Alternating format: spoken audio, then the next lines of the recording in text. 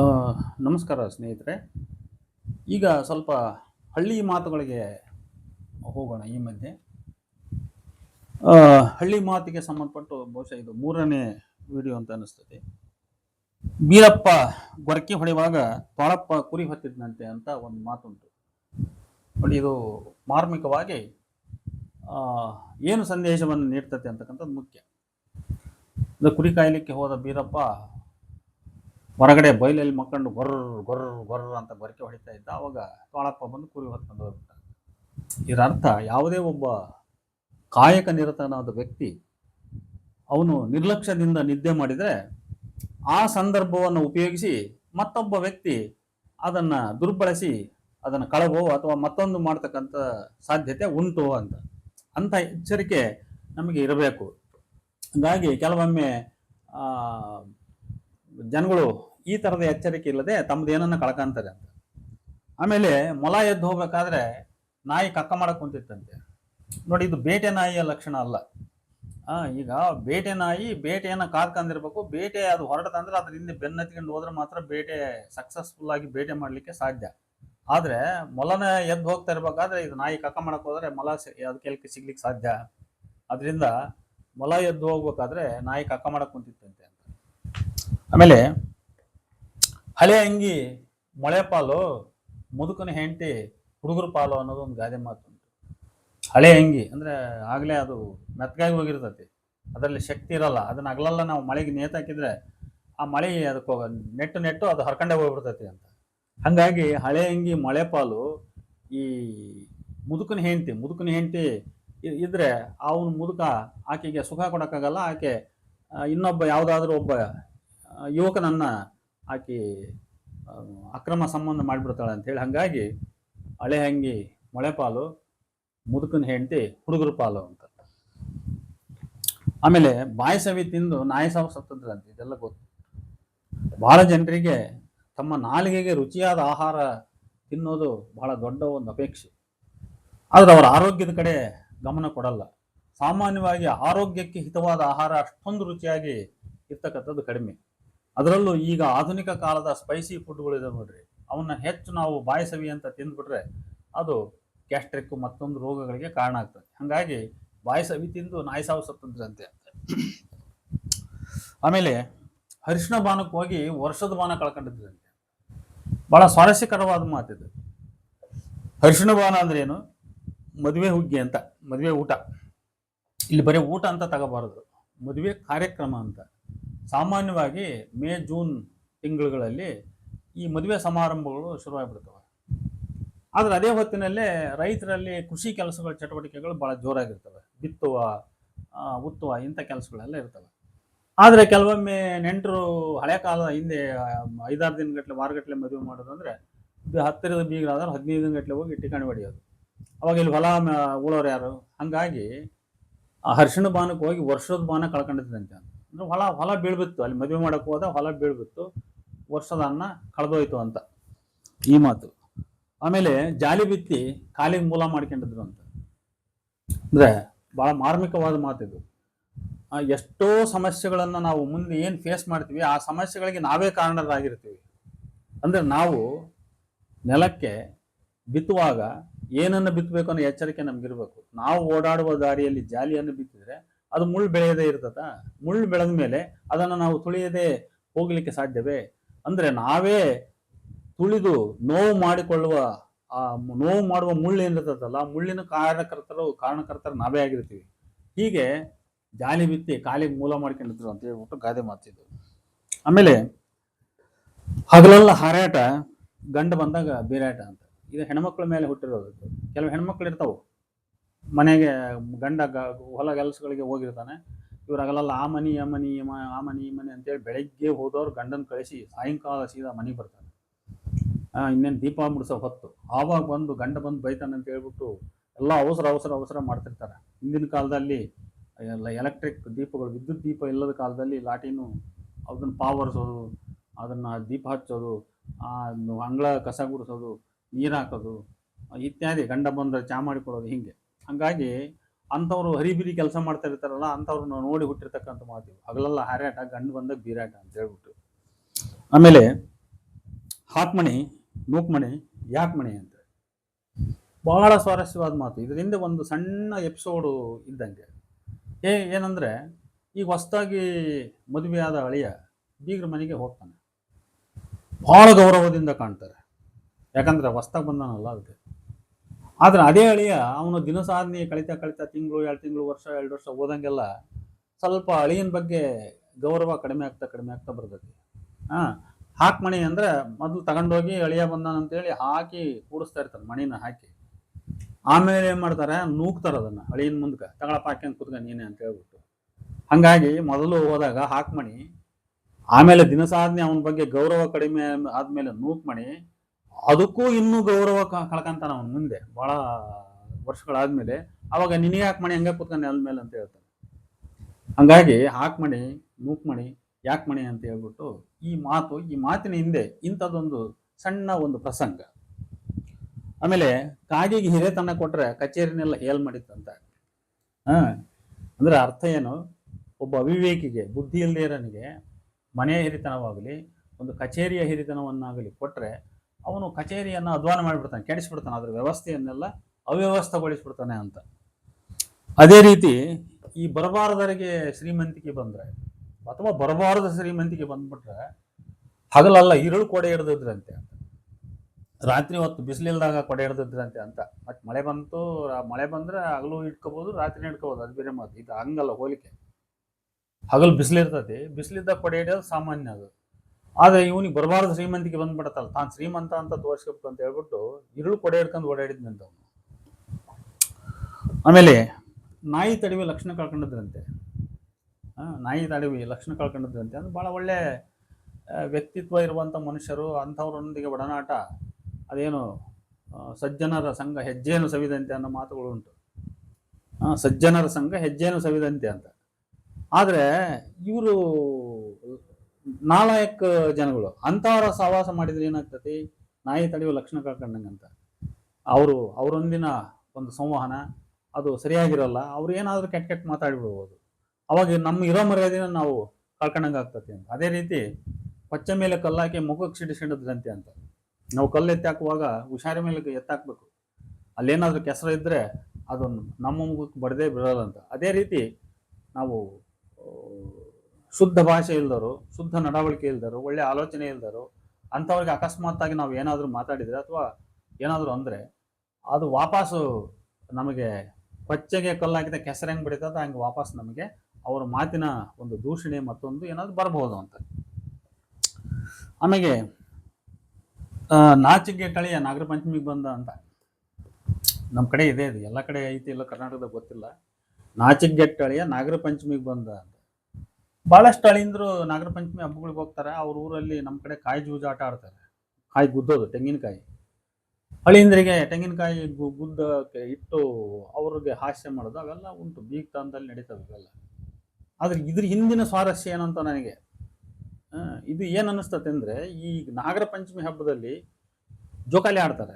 ಅದರಲ್ಲಿ ಮರಗಳಿಗೆ ಒಂದು ಬಳ್ಳಿ ಜೋಕಾಲಿ ಕಟ್ಟಿ ಆಡ್ತಾರೆ, ಭಾಳ ಅದ್ಭುತವಾಗಿ ಆಡ್ತಾರೆ. ಅದರಲ್ಲಿ ಈ ಸೋದರ ಮಾವುಗಳ ಒಂದು ಸಲಿಗೆ ಕೆಲವು ವಿಚಾರಗಳಿರ್ತವೆ. ಏನು ಸೋದರ ಮಾವುಗಳು ಅಂದರೆ, ಮಾವುಗಳಾದರೂ ಸೊಸೆಯಂದರಿಗೆ ಹಾಸ್ಯ ಮಾಡೋದು, ಅವ್ರನ್ನ ಜೋಕಾಲಿ ಮೇಲೆ ಕುಂದಿರಿಸಿ ಅವ್ರನ್ನ ಜೂಟ್ ಓಡಿಸ್ತಕ್ಕಂಥದ್ದು, ಅವ್ರಿಗೆ ಭಯ ಬರೋಂಗೆ ಇದು ಮಾಡ್ತಕ್ಕಂಥದ್ದು, ಇಂಥವೆಲ್ಲ. ಅಂಥ ಟೈಮ್ನಲ್ಲಿ ಆ ಹೆಣ್ಮಕ್ಳಿಗೆ ಗಂಡಂದಿರಾಗಿ ಹೋದವರು ಅದನ್ನು ನೋಡೋದು ಅಸಹ್ಯಕರ ಅಂತ. ಅಂದರೆ ಸೋದರ ಮಾವ ಸೋದರ ಸೊಸೆ ಇದು ನಮ್ಮ ಪರಂಪರೆಯಲ್ಲಿ ಹೆಂಗಿದೆ ಅಂದರೆ, ಸೋದರ ಸೊಸೆಯರಿಗೆ ಸೋದರ ಮಾವಂದಿರು ಅವರು ಜನ್ಮತಃ ಗಂಡಂದಿರು, ಅದೇ ಥರ ಮಾವಂದಿರಿಗೆ ಸೋದರ ಸೊಸೆಯರು ಜನ್ಮತಃ ಹೆಂಡತಿಯರು, ಅವ್ರು ಮದುವೆ ಆಗಲಿ ಬಿಡಲಿ. ಹಾಗಾಗಿ ನಮ್ಮಲ್ಲಿ ಮದುವೆಗಳಲ್ಲಿ ಸೊಸೆಯಂದಿರನ್ನ ಮದುಮಗಳನ್ನ ಮಾಡುವಾಗ ಎತ್ತಿ ಧಾರೆ ಎರೆಯೋದು ಅಂತ ಕರೀತಾರೆ ನೋಡ್ರಿ. ಎತ್ತಿ ಧಾರೆ ಎರೆಯುವಾಗ ಹೆಣ್ಮಕ್ಳು ಮಾವಂದಿರು ಅವ್ರ ಕೈ ಹಿಡ್ಕೊಂಡು ಮದುವೆ ವೇದಿಕೆ ಕರ್ಕೊಂಡು ಹೋಗ್ತಾರೆ. ಅಂದರೆ ಮಾವನಾದವನು ಆ ಹೆಣ್ಣಿಗೆ ಅವನು ಜನ್ಮತಃ ಗಂಡ, ಅವನಿಗೆ ಹೊಸದಾಗಿ ಮದುವೆ ಆಗ್ತಕ್ಕಂಥ ಗಂಡನಿಗೆ ಬಿಟ್ಕೊಟ್ಟಂಗೆ ಅಂತ. ಈ ಥರ ಒಂದು ಪರಂಪರೆ ನಮ್ಮಲ್ಲಿ ಇರೋದ್ರಿಂದ ಈ ಎತ್ತಿ ಕುಣಿಸೋದು ಅನ್ನೋದಾಗಲಿ, ಎತ್ತಿ ದಾರಿ ಎರೆಯುವಾಗ ಸೋದರ ಮಾವಂದಿರು ಮದುವೆ ವೇದಿಕೆಗೆ ಸೊಸೆಯಂದಿರನ್ನ ಕರ್ಕೊಂಡು ಹೋಗ್ತಕ್ಕಂಥದ್ದಾಗಲಿ, ಇವೆಲ್ಲ ಪದ್ಧತಿಗಳಿದ್ದಾವೆ. ಆದ್ದರಿಂದ ಈ ನಾಗರ ಪಂಚಮಿ ಹಬ್ಬಗಳಲ್ಲಿ ಸೋದರ ಮಾವ ಮತ್ತು ಸೋದರ ಸೊಸೆಯರ ಸಲಿಗೆಗಳಿರ್ತವೆ. ಆ ಸಲಿಗೆಗಳು ಅಲ್ಲಿ ಆಗ್ತಾ ಇರುವಾಗ ಅದನ್ನು ಹೋಗಿ ಗಂಡನಾದವನು ನಿಂತು ನೋಡೋದಂದ್ರೆ ಇದೊಂಥರ ಲಜ್ಜೆಗೆಡಿತನ ಅಂತ ಅರ್ಥ. ಅದಕ್ಕೆ ನಾಚಿಗೆಟ್ಟಳಿಯ ನಾಗರ ಪಂಚಮಿ ಬಂದ ಅನ್ನುವಂಥ ಮಾತಿದೆ. ಇನ್ನ ಆಸತ್ತು ಬ್ಯಾಸತ್ತು ಅಕ್ಕನ ಮನೆಗೆ ಹೋದ್ರೆ ಅದೇನೋ ಅಕ್ಕಿ ಕುಟ್ಟಕೋ ಭತ್ತ ಕುಟ್ಟಕ್ಕೆ ಹಚ್ಚಿದ್ಲಂತೆ ಅಂತ. ಪಾಪ ತಂಗಿ ಆಕೆಗೆಲ್ಲ ಮನೆಯಲ್ಲಿ ದುಡ್ದು ಸಾಕಾಗಿರ್ತೈತಿ. ಸಾಕಾದಾಗ ಅಕ್ಕನ ಮನೆಗೆ ಹೋಗಿ 4 ಕಾಲ ಬೇಜಾರಾಗಿದೆ, ಒಂದಿಟ್ಟು ನಿರಾಳವಾಗಿ ಇದ್ದು ಬರೋಣ ಅಂತ ಹೋದ್ರೆ ಅಕ್ಕನು ಕೂಡ ಕೆಲಸಕ್ಕೆ ಹಚ್ಚಿದ್ಲು ಅಂತ. ಆಮೇಲೆ ಕಂಡರನ್ ಕಂಡು ಕೌದಿ ಹೊಲ್ದಿದ್ರಂತೆ ಅಂತ ಮಾತು ಕೇಳಿರ್ಬೋದು ನೀವು. ಕಂಡರನ್ ಕಂಡು ಕೌದಿ ಹೊಲ್ದಿದ್ರಂತೆ ಅಂದ್ರೆ ಇವ್ರಿಗೇನು ಕೌದಿ ಅವಶ್ಯಕತೆ ಐತಿ, ನಮಗ್ ಬೇಕಂತ ಕೌದಿ ಹೊಲಿಯೋದಲ್ಲ. ಯಾರೋ ಅವ್ರು ಹೊಲಿತಾರಪ್ಪ, ಅದಕ್ಕೆ ನಾವು ಹೊಲಿಯೋದು. I do what they do ಅಂತ. ಅವ್ರು ಏನ್ ಮಾಡ್ತಾರೆ ಅದನ್ನ ನಾನು ಮಾಡೋದು, ಅವ್ರು ಮಾಡ್ತಾರಂತ ನಾನು ಮಾಡೋದು ಹೊರತು ಇದು ನನಗೆ ಅವಶ್ಯಕತೆ ಐತಿ ಅಂತ ಮಾಡೋದಲ್ಲ. ನೋಡಿ, ಈ ರೀತಿ ಸುಮ್ಮನೆ ಯಾರನ್ನೋ ನೋಡ್ಕೊಂಡು ಅವ್ರನ್ನ ಅನುಕರಣೆ ಮಾಡ್ತಕ್ಕಂಥವ್ರನ್ನ ಲೇವಡೆ ಮಾಡ್ತಕ್ಕಂಥ ಮಾತಿದು, ಕಂಡರನ್ ಕಂಡು ಕೌದಿ ಹೊಲ್ದಿದ್ರು ಅಂತ ಹೇಳ್ಬಿಟ್ಟು. ಆಮೇಲೆ ಹಳೆ ಕೌದಿಗೆ ಅಥವಾ ಹಳೆ ಸೀರೆಗೆ ದಾರದಂಡ ಅಂತ. ಹಳೆ ಸೀರೆಗೆ ದಾರದಂಡ ಅದು ಹಳೇದಾಗಿ ಹೋಗ್ಬಿಟ್ಟಿರ್ತದೆ. ಅದನ್ನ ಏನು ಒಂದು ಬಿಗಿ ಮಾಡಕ್ ಹೋದ್ರೆ ಅದು ಬಿಗಿ ಆಗಲ್ಲ. ಅದು ಹಂಗೆ ಯಾವುದೇ ಹಳೆ ವಸ್ತುಗಳನ್ನು ನಾವು ಅದನ್ನ ರಿಪೇರಿ ಮಾಡಿ ಮತ್ತೆ ಅದನ್ನ ಪುನಶ್ಚೇತನಗೊಳಿಸಿ ಅದನ್ನು ಉಪಯೋಗಿಸಕ್ಕೆ ಸಾಧ್ಯವಿಲ್ಲದೆ ಇದ್ದಾಗ ಅದನ್ನ ಮಾಡಕ್ ಹೋಗಬಾರ್ದು. ಅದು ದಾರದಂಡ ಅಂತ, ವೇಸ್ಟ್. ನಾವು ಮಾಡೋ ಶ್ರಮ ವೇಸ್ಟ್ ಅಂತ. ಅದೇ ರೀತಿ ಬರದಲ್ಲಿ ಒಳ್ಳೆ ಮಾತಿಲ್ಲಂತೆ, ಜಗಳದಾಗ ಒಳ್ಳೆ ಮಾತಿಲ್ಲಂತೆ. ಬರ ಬಂದಿರ್ತೈತಿ. ಬರ ಬಂದಾಗ ತಿನ್ನಕ್ ಕೂಳೆ ಗತಿ ಇರೋದಿಲ್ಲ. ನಾವೆಲ್ಲ ಬರ ಎದುರಿಸಿದ್ವಿ. 1977ನೇ ಇಸ್ವಿ ಬರ. ಅವಾಗ ಇಂದಿರಾ ಗಾಂಧಿ ಕೆಂಪು ಜೋಳವೇ ಗತಿ. ಆ ಕೆಂಪು ಜೋಳಕ್ಕೆ ಬೇರೆ ತರಕಾರಿ ಮತ್ತೊಂದು ಏನಿಲ್ಲ. ಈ ಮುಳುಗಾಯಿ ಅಂತ ಬದನೆಕಾಯಿ ಅಂತ ಸಿಗವು. ಆ ಬದನೆಕಾಯಿಗೆ ಮೆಣಸಿನ್ಕಾಯಿ, ಹಸಿ ಮೆಣಸಿನ್ಕಾಯಿ ಸಿಗ್ತಿದ್ದಿಲ್ಲ. ಬದನೆಕಾಯಿ ಸುಟ್ಟು ಅದಕ್ಕೆ ಖಾರ ಪುಡಿ ಹಾಕಿ ಅದನ್ನೇ ಚಟ್ನಿ ಅಂತ ಮಾಡಿ ಅದಕ್ಕೆ ಒಳ್ಳೆಣ್ಣೆ ಹಾಕೊಂಡು ರೊಟ್ಟಿ, ನಾವು ಕೆಂಪು ಜೋಳದ ರೊಟ್ಟಿ ಊಟ ಮಾಡ್ತಿದ್ವಿ ನೋಡಿ. ಆಮೇಲೆ ಕೆಲವರು ಈ ಹೊಲಗಳಲ್ಲಿ ಆಲಿಸೊಪ್ಪು ಅಂತ ಸಿಗೋದು. ಹಂಗೇನೇನೋ ಬೇರೆ ಬೇರೆ ಅವು ಮೇಕೆಗಳು ತಿಂತಕ್ಕಂಥ ಸೊಪ್ಪು, ಅಂಥ ಸೊಪ್ಪುಗಳನ್ನೆಲ್ಲ ತಗೊಂಬಂದು ಬೇಯಿಸ್ಕೊಂಡು ಊಟ ಅಂತ ಮಾಡೋರು. ಇದು ಪರಿಸ್ಥಿತಿ ಹಂಗಿತ್ತು ಅವಾಗ. 77ನೇ ಇಸ್ವಿಯಲ್ಲಿ ಎಲ್ಲಿಯೂ ಮಳೆ ಇಲ್ಲ, ಬರ, ಯಾರ ಮನೆಗಳಲ್ಲಿ ಕಾಳಿಲ್ಲ, ಎತ್ತಿಗೆ ಮೇವಿಲ್ಲ. ಆ ಅಡವಿಗೆ ಹೋಗಿ ಅಲ್ಲಿ ಆಸದ ಸೊಪ್ಪು ಅಂತ ತಗೊಂಬರೋರು, ಎತ್ತುಗಳಿಗೆ ದನಕರುಗಳು ಮೇಯಿಸ್ಲಿಕ್ಕೆ, ಅವನು ಬದುಕಿಸ್ಕೊಳ್ಳಿಕ್ಕೆ. ಅದರಿಂದ ಬರದಲ್ಲಿ ಒಳ್ಳೆ ಊಟ ಇಲ್ಲ. ಇನ್ನು ಜಗಳ ಆಡ್ತಿರ್ತಾರಲ್ಲ, ಜಗಳ ಆಡಿದಾಗ ಒಳ್ಳೆ ಮಾತಿರಲ್ಲ. ಕತ್ತೆ ಮಗ, ಅಂಥ ಮಗ, ಇಂಥ ಮಗ ಅಂತೇಳಿ ಕೆಟ್ಟ ಅವಾಚ್ಯ ಮಾತುಗಳನ್ನು ಮಾತಾಡ್ತಕ್ಕಂಥದ್ದು ಇದು ಸಾಮಾನ್ಯ ಅಂತ. ಆದರೆ ಇದು ಸಾಮಾನ್ಯ ಅಂತೇಳಿ ಯಾರು ಹೆಂಗ್ ಬೇಕಂಗೆ ಎಲ್ಲಿ ಬೇಕಂಗೆ ಅನುಚಿತವಾಗಿ ಮಾತಾಡೋದು ಇತ್ತೀಚೆಗೆ ಸ್ವಲ್ಪ ರೂಢಿಯಾಗಿ ಅವೆಲ್ಲ ಕೋರ್ಟು ಕಚೇರಿ ಹೋಗಿದ್ದಾವೆ ಅನ್ನೋದು ನಮಗೆ ಗೊತ್ತು. ಆಮೇಲೆ ಗಂಗೆಗೆ ಶೀಲವಿಲ್ಲ, ಲಿಂಗಕ್ಕೆ ಕುಲ ಇಲ್ಲ ಅಂತ ಭಾಳ ಒಳ್ಳೆ ಮಾತಿದ್ದು.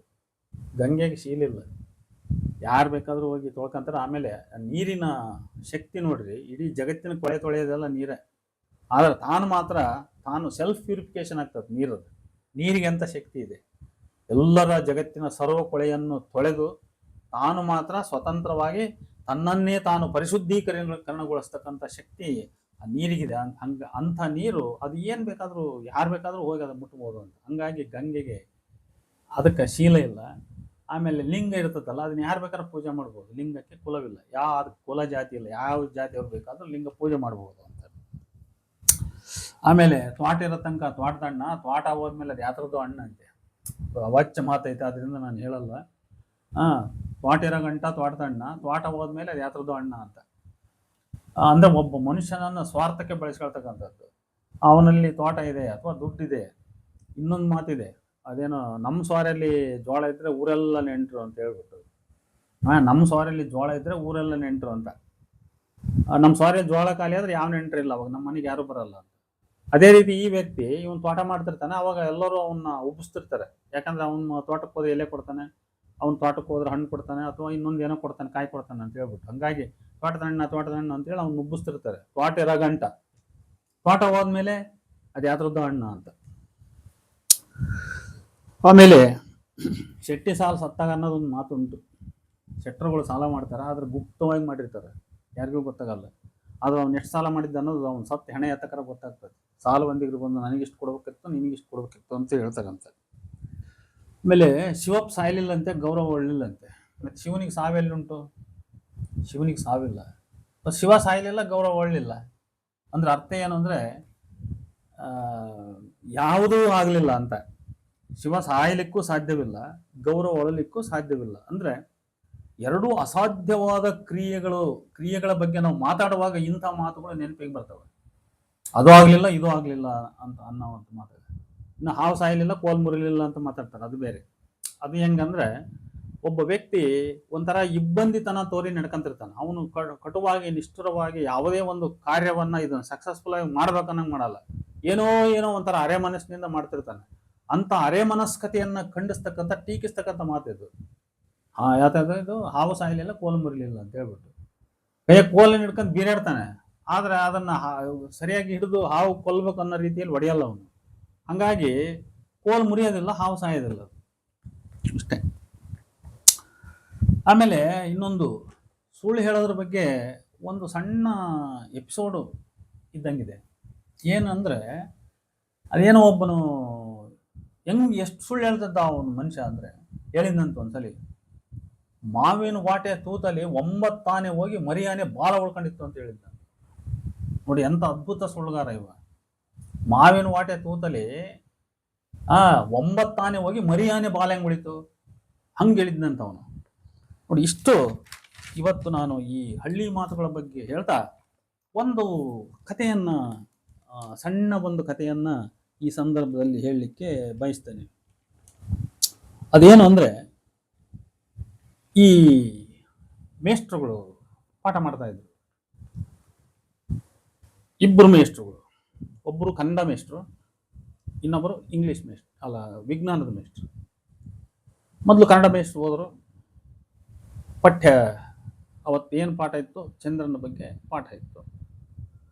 ಚಂದ್ರನು ಒಬ್ಬ ದೇವ, ಅವನು ಹಾಗೆ ಆ ಪುರಾಣದಲ್ಲಿ ಹಿಂಗೆ ಹೇಳಿದೆ, ಈ ಪುರಾಣದಲ್ಲಿ ಹಂಗೆ ಹೇಳಿದೆ, ಅವನು ಶಿವನ ಮುಡಿಯಲ್ಲಿರ್ತಾನೆ, ಅದರಿಂದ ಅವನು ಚಂದ್ರಶೇಖರ, ಹೀಗೆ ಅಂತೇಳಿ ದೊಡ್ಡ ಪೌರಾಣಿಕ ಕಥೆಯನ್ನು ಕೊರೆದು ಹುಡುಗರಲ್ಲಿ ಚಂದ್ರನ ಬಗ್ಗೆ ಒಂದು ದೊಡ್ಡ ಭಕ್ತಿ ಭಾವನೆ ಹುಟ್ಟುವಂತೆ ಮಾಡಿ ಆ ಮೇಷ್ಟ್ರು ಹೋದೆ.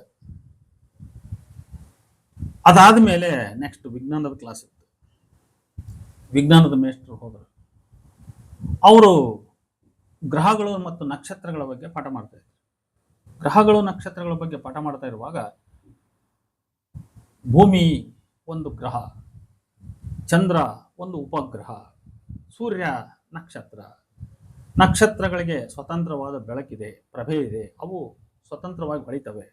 ಆ ನಕ್ಷತ್ರಗಳ ಬೆಳಕಿನ ಸಹಾಯದಿಂದ ನಮಗೆ ಬೆಳಕನ್ನು ನೀಡ್ತಕ್ಕಂಥ ಉಪಗ್ರಹ ಅಂದ್ರೆ ಚಂದ್ರ ಅಂತ ಹೀಗೆಲ್ಲ ವಿಜ್ಞಾನದ ಮೇಷ್ಟ್ರು ಹೇಳಿದರು. ಈ ಚಂದ್ರ ಭೂಮಿಯ ಸುತ್ತ ಸುತ್ತುತ್ತೆ, ಆದ್ರಿಂದ ಇದು ಭೂಮಿಗೆ ಉಪಗ್ರಹ ಅಂತ ಹೇಳಿದ್ರು. ಈ ವಿದ್ಯಾರ್ಥಿಗಳಿಗೆ ಒಂದು ರೀತಿ ಗೊಂದಲ ಚಾಲುವಾಗಿಬಿಡ್ತು. ಇಬ್ರು ಮೇಷ್ಟ್ರು ಒಂದೇ ದಿನ ಪಾಠ ಮಾಡಿಬಿಟ್ರು. ಅದ್ರಾಗ ಕನ್ನಡ ಮೇಷ್ಟ್ರು ಮೊದಲು ಬಂದು ಚಂದ್ರದೇವ, ಚಂದ್ರಶೇಖರ ಪುರಾಣ ಕಥೆಯೆಲ್ಲ ಹೇಳಿಬಿಟ್ರು. ಆಮೇಲೆ ಬಂದು ಈ ವಿಜ್ಞಾನದ ಮೇಷ್ಟ್ರು ಉಪಗ್ರಹ ಅಂತ ಹೊಡೆದೋಗ್ಬಿಟ್ರು. ವಿದ್ಯಾರ್ಥಿಗಳು ಗೊಂದಲಕ್ಕೆ ಬಿದ್ದರು.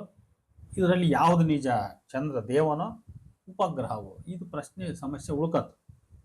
ಅದಕ್ಕೆ ಮಾರನೇ ದಿನ ಕನ್ನಡ ಮೇಷ್ಟ್ರು ಬಂದರು. ಕನ್ನಡ ಮೇಷ್ಟ್ರು ಕೇಳಿದ್ರು ಏನಂತ, ಸರ್ ನೀವು ನಿನ್ನೆ ಬಂದು ಕನ್ನಡ ಪಾಠ ಮಾಡುವಾಗ ಚಂದ್ರ ದೇವ ಅಂದ್ರಿ, ನಮ್ಮ ವಿಜ್ಞಾನದ ಮೇಷ್ಟ್ರು ಬಂದ್ಬಿಟ್ಟು ಅದೊಂದು ಉಪಗ್ರಹ ಅಂದರು, ಇದರಲ್ಲಿ ಯಾವ್ದು ನಿಜ ಹೇಳ್ರಿ ಅಂತ. ನೋಡ್ರಿ, ಅಲ್ಲಿ ನಿಜವಾಗ್ಲೂ ಕನ್ನಡ ಮೇಷ್ಟ್ರಿಗೂ ವಿಜ್ಞಾನದ ಮೇಷ್ಟ್ರಿಗೂ ಪರಸ್ಪರ ವೈಯಕ್ತಿಕ ದ್ವೇಷ ಇತ್ತು. ಈ ವೈಯಕ್ತಿಕ ದ್ವೇಷ ಇರೋ ಕಾರಣಕ್ಕಾಗಿ ಅವ್ರು ಏನು ಮಾಡಿಬಿಟ್ರು, ಕನ್ನಡ ಮೇಷ್ಟ್ರು ವಿಜ್ಞಾನದ ಮೇಷ್ಟ್ರ ಮೇಲಿನ ಸಿಟ್ಟಿಗೆ ನನ್ನೇನು ಕೇಳ್ತೆ ಅವನ್ನೇ ಕೇಳೋದು, ನನ್ನ ಪ್ರಕಾರ ಇಷ್ಟ, ಚಂದ್ರ ದೇವನೇ ಅಂದು ಹೋಗ್ಬಿಟ್ಟ. ಮಕ್ಕಳಿಗೆ ನಿಜವಾದ ಉತ್ತರ ಸಿಗಲಿಲ್ಲ. ವಿಜ್ಞಾನದ ಮೇಷ್ಟ್ರು ಬಂದರು. ಸರ, ಕನ್ನಡ ಮೇಷ್ಟ್ರು ಬಂದು ಚಂದ್ರನನ್ನ ದೇವ ಅಂದರು, ನೀವು ಉಪಗ್ರಹ ಅಂದ್ರಿ, ಮತ್ತು ಇದರಲ್ಲಿ ಯಾವುದು ನಿಜ? ನನ್ನೇನು ಕೇಳ್ತಿ ಅವನ್ನೇ ಕೇಳೋದು ಅಂತ ವಿಜ್ಞಾನದ ಮೇಷ್ಟ್ರು ಹೇಳಿದ್ರು, ಹೋಗ್ಬಿಟ್ರು. ನೋಡು, ಮಕ್ಕಳ ಸಮಸ್ಯೆ ಬಗೆಹರಿಯಲೇ ಇಲ್ಲ. ನೋಡಿ, ಈ ರೀತಿ ಶಿಕ್ಷಣ ವ್ಯವಸ್ಥೆ ಹಿಂಗಾಗಬಾರ್ದು. ಇಲ್ಲಿ ಯಾರಾದರೂ ಒಬ್ಬರು ಪಾಠ ಮಾಡುವಾಗ ಅದು ಇಬ್ಬರು ತಪ್ಪು ಇದೆ. ಇಲ್ಲಿ ಕನ್ನಡ ಮೇಷ್ಟ್ರು ತಪ್ಪು ಉಂಟು, ವಿಜ್ಞಾನದ ಮೇಷ್ಟ್ರು ತಪ್ಪು ಉಂಟು. ಕನ್ನಡದ ಮೇಷ್ಟ್ರು ಪಾಠ ಮಾಡುವಾಗ ನೋಡಪ್ಪ, ಇದನ್ನ ವೈಜ್ಞಾನಿಕ ದೃಷ್ಟಿಯಿಂದ ಇದನ್ನ ಹಿಂಗಂತಾರೆ, ಆದ್ರೆ ಇದ್ರ ಬಗ್ಗೆ ಪೌರಾಣಿಕ ಕಲ್ಪನೆಗಳು ಹಿಂಗೆಲ್ಲ ಅದಾವಂತ ಅವ್ರು ಹೇಳ್ಬೇಕು. ವಿಜ್ಞಾನದ ಮೇಷ್ಟ್ರು ಆದ್ರೆ ಅದನ್ನೇ ಹೇಳ್ಬೇಕು. ಅವರು ವಿಜ್ಞಾನದ ಪ್ರಕಾರ ಇದು ಹಿಂಗಪ್ಪ, ಇದಕ್ಕೆ ಪುರಾಣ ಕಲ್ಪನೆಗಳು ಕೂಡ ಬೇರೆ ಬೇರೆ ಅದಾವ ಅಂತ ಹೇಳಿದಾಗ ಅವಾಗ ಮಕ್ಕಳಲ್ಲಿರುವ ಸಂದೇಹ ಸಂಶಯಗಳು ನಿವಾರಣೆ ಆಗ್ತವೆ ಅಂತ. ಈ ರೀತಿ ಪಾಠ ಮಾಡ್ತಕ್ಕಂಥ ಮೇಷ್ಟ್ರನ್ನ ಯಾರಿಗೆ ಹೋಲಿಸ್ಬೋದು ಅಂತ ನನಗೆ ಒಂದು ಮನಸ್ಸಿನಲ್ಲಿ ಬಂತು. ನಾನು ನಾನೇ ಕಲ್ಪಿಸಿರುವ ಒಂದು ಕತೆ ಇದು. ಏನಂದ್ರೆ, ಈ ಕಾರ್ಪೊರೇಷನ್ ಮುನ್ಸಿಪಾಲ್ಟಿಗಳಲ್ಲಿ ಕಸ ಹೊಡಿತಿರ್ತಾರೆ ನೋಡ್ರಿ. ಕಸ ಹೊಡೆಯರು ಅವ್ರು ಏನ್ ಮಾಡ್ತಾರೆ ಅಂದ್ರೆ, ಅವ್ರು ಅಲ್ಲಲ್ಲಿ ಕೆಲವು ಕರೆಂಟಿನ ಕಂಬಗಳನ್ನ ಅಥವಾ ಬೇರೆ ಒಂದು ಗುರುತು ಮಾಡ್ಕೊಂಡಿರ್ತಾರೆ. ರಸ್ತೆಯಲ್ಲಿ ಕಸ ಗುಡಿಸುವಾಗ ನೀವು ಇಲ್ಲಿಂದ ಇಲ್ಲಿ ಗುಡಿಸು ಅಂತ. ಕೆಲವೊಮ್ಮೆ ಒಂದು ತಂಡ ಜೊತೆಗೆ ಗುಡಿಸ್ಕೊಂತ ಹೋಗ್ತಿರ್ತೈತಿ. ಈ ಟೀಮ್ ಇಲ್ಲಿವರೆಗೂ, ಆ ಟೀಮ್ ಅಲ್ಲಿವರೆಗೂ ಅಂತ. ನಾನು ಇಲ್ಲಿ ಇಬ್ರು ತಗೊಂಡಿದ್ದೀನಿ. ಕೆಂಚವ್ವ ದುರ್ಗವ್ವ ಅಂತ ಇಬ್ಬರಿದ್ದರು ಹೆಣ್ಮಕ್ಳು. ಇಬ್ಬರಿಗೂ ಎಲೆಡಿಕೆ ನಸಿಪುಡಿ ಚಟ. ಬಹಳ ವರ್ಷಗಳಿಂದ ಅವ್ರ ಸ್ನೇಹಿತರು. ಯಾವುದೋ ಒಂದು ಪಟ್ಟಣ ಪಂಚಾಯತಿ ಅಂಡರ್ದಲ್ಲಿ ಕೆಲಸ ಮಾಡ್ತಾ ಇದ್ರು. ಒಂದು ಬೀದಿನ ಅವ್ರು ಹಂಚ್ಕೊಂಡಿದ್ರು. ಆ ಬೀದಿ ಹಂಚ್ಕೊಂಡಾಗ ಏನಿತ್ತು, ಅಲ್ಲಿ ಯಾವುದೋ ಒಂದು ಶೆಟ್ಟಿ ಅಂಗಡಿ ಇತ್ತು. ಆ ಶೆಟ್ಟಿ ಅಂಗಡಿ ಮುಂದೆ ಒಂದು ಎಲೆಕ್ಟ್ರಿಕ್ ಪೋಲ್ ಇತ್ತು. ಎಲೆಕ್ಟ್ರಿಕ್ ಪೋಲ್ನಿಂದ ಉತ್ತರಕ್ಕೆ ಅದು ಕೆಂಚ ಒಂದು, ದಕ್ಷಿಣಕ್ಕೆ ದುರ್ಗ ಒಂದು, ಹಿಂಗಿತ್ತು ನೋಡಿ. ಒಂದ್ ದಿವಸ ಏನಾಯ್ತು, ಅವರು ಪಾಪ ಎಷ್ಟೋ ವರ್ಷಗಳ ಕಾಲ ಕಸ ಕರೆಕ್ಟ್ ಹೊಡ್ಕೊಂತಿದ್ರು. ದುರ್ಗ ಉಂದ್ರಕ್ಕೆ ಒಂದು ಕಸವರಿಗೆ ಅಥವಾ ಒಂದು ಮಳ ಬರಂಗೆ ಕೆಂಚ ಹೊಡ್ಕೊಂಡಿರ್ತಿದ್ಲು. ಕೆಂಚ ಉಂದ್ರಾಗ ಒಂದು ಮಳ ಬರಂಗೆ ದುರ್ಗ ಹೊಡ್ಕೊಂಡಿರ್ತಿದ್ಲು. ಇಬ್ಬರ ಮಧ್ಯೆ ಸ್ವಚ್ಛ ಇರೋದು ದಾರಿ. ಆದರೆ ಒಮ್ಮೆ ಏನಾಯ್ತು, ಹಿಂಗೆ ಕಸ ಹೊಡ್ಕೊಂಡು ಹೊಡಿತಾ ಹೋಗುವಾಗ ಅವ್ರಿಗೂ ಆಸರ ಬೇಸರ ಅನ್ನೋದು ಇರ್ತದಲ್ಲ, ಎಲ್ಲೋ ಒಂದ್ ಕಡೆ ಕಟ್ಟೆ ಮೇಲೆ ಕೂತ್ಕೊಂಡು ಎಲಡಿಕೆ ಪಲಡಿಕೆ ನಸಿಪುಡಿ ಅಂತ ಕೇಳುವಾಗ ಕೆಂಚವ್ವ ಯಾಕೋ ಅವತ್ತು ಎಲಡಿಕೆ ಚೀಲ ಬಿಟ್ಟು ಬಂದ್ಬಿಟ್ಟಿದ್ದು. ದುರ್ಗಕ್ಕ ಒಂದಿಷ್ಟು ಎಲಡಿಕೆ ಕೊಡವು ಅಂತ ಕೇಳಿದ್ದು. ದುರ್ಗವನ ಹತ್ರ ಎಲಡಿಕೆ ಇದ್ರೂ ಕೂಡ ಆಕೆಯನ್ನು ಈಕೆ ಕೆಂಚಿ ತನ್ನ ಹತ್ರ ಇಟ್ಕೊಂಡು ಈಕೆ ಜಿಪ್ಪಣತನ ಮಾಡ್ತಾಳೆ. ಈಕೆ ಕೊಡಬಾರದು ಅಂತ ಹೇಳ್ಬಿಟ್ಟು, ಇಲ್ಲವ ನನ್ನ ಹತ್ರ ಇಲ್ಲ, ನನಗೆ ಇರೋದೇ ಒಂದು ತಟಗೂ ಇಷ್ಟೇ ಹಾಕ್ಯಂತೀನಿ ನಾನು ಅಂತ ಹೇಳಿ ತಾನಕ್ಕೆ ಕೆಂಚವ್ಗೆ ಸಿಟ್ಟು ಬಂತು. ಹಿಂಗೆ ಮಾಡ್ತಾಳಲ್ಲ, ಒಂದು ತಟಗೂ ಎಲಡಿಕೆ ಕೊಡೋಕ್ಕೆ ಇಷ್ಟೊಂದು 20-30 ವರ್ಷಗಟ್ಟಲೆ ಜೊತೆಗೆ ನಾವು ಅಂತ ಬಂದಿದ್ದೀವಿ, ಇಷ್ಟು ಸ್ನೇಹ ಒಂದು ಕೃತಜ್ಞತೆ ಇಲ್ಲಲ್ಲ ಈಕೆಗೆ ಅಂತೇಳಿ ಇದನ್ನು ನಾಳೆ ಈ ಸೇಡ್ ತೀರಿಸ್ತೀನಿ ಅಂತ ಏನು ಮಾಡಿದ್ರು, ಇಬ್ಬರು ಕೆಂಚವ್ವ ಕಸ ಹೊಡ್ಕೊಂತ ಬಂದು ಕರೆಕ್ಟಾಗಿ ಎಲೆಕ್ಟ್ರಿಕ್ ಪೋಲ್ ಮಧ್ಯೆ ಒಂದು ದೊಡ್ಡದೊಂದು ಕಟ್ಟಿಗೆ ಬಿದ್ದಿತ್ತು. ಒಂದು ಸ್ವಲ್ಪ ಕಸನೂ ಬಿದ್ದಿತ್ತು. ದುರ್ಗಿ ಹೊಡ್ಕೊಳ್ಳಿ, ನಾನ್ಯಾಕೆ ಅವಳದು ಹೊಡಿಬೇಕು ಕಸ ಅಂತೇಳಿ ಆ ಕಟ್ಟಿಗೆ ಮುಟ್ಟದಂಗೆ ಅಲ್ಲಿ ಕಸ ಹೊಡಿದಂಗೆ ತನ್ನದಷ್ಟೇ ಒಳಗೆ ಹೊಡ್ಕೊಂಡು ಹೋದ್ಲು. ಆಮೇಲೆ ದುರ್ಗ ಹೊಡ್ಕೊಂತ ಬಂದ್ಲು. ಆಕೆನೂ ನೋಡಿದ್ಲು ಕಟ್ಟಿಗೆನ.